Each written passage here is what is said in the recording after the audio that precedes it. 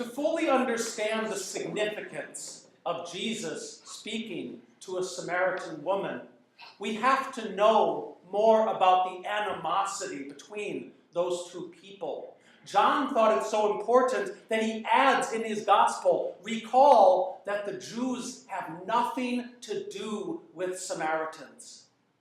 The basis of this animosity has roots that were already 1,000 years old at the time of Jesus. After King Solomon, son of David, the kingdom of Israel split into two. 10 tribes in the north, calling themselves Israel, and in the south, just the tribe of Judah and Benjamin, calling themselves Judea. In the south, where the city of Jerusalem was, they came to believe that only in Jerusalem can you make a sacrifice.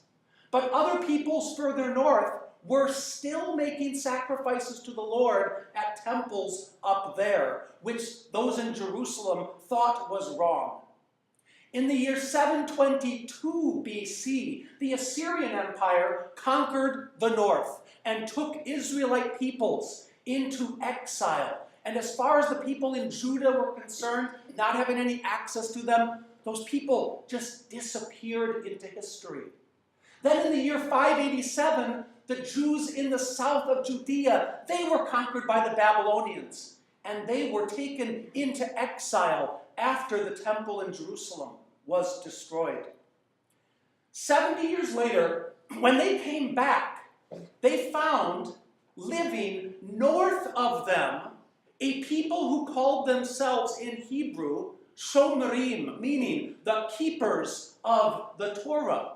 Those people did not have the prophets, they had none of the Psalms, they had none of those books, and they were sacrificing to the Lord at Mount Gerizim, and they considered themselves Jews.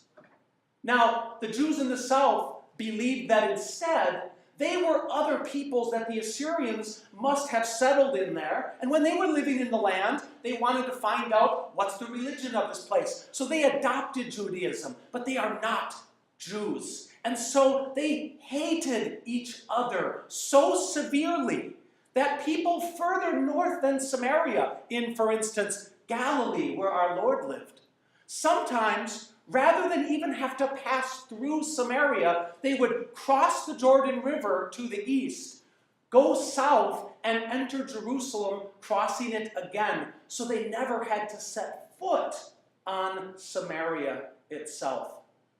Now, genetics has vindicated the Sumerians' claim that in fact they are descended from the Jews. But keep in mind, that hatred, that animosity, which made the disciples so shocked to find that Jesus was speaking to this Samaritan woman. This animosity is, in fact, nothing as great as the animosity that we humans created through our sin. God should have had nothing to do with us. Instead, just as shocking as the disciples seeing Jesus talking to her, God sent his beloved Son into this world, a place he should have avoided. Instead, just as Jesus crossed through Samaria instead of avoiding it, God came into our world.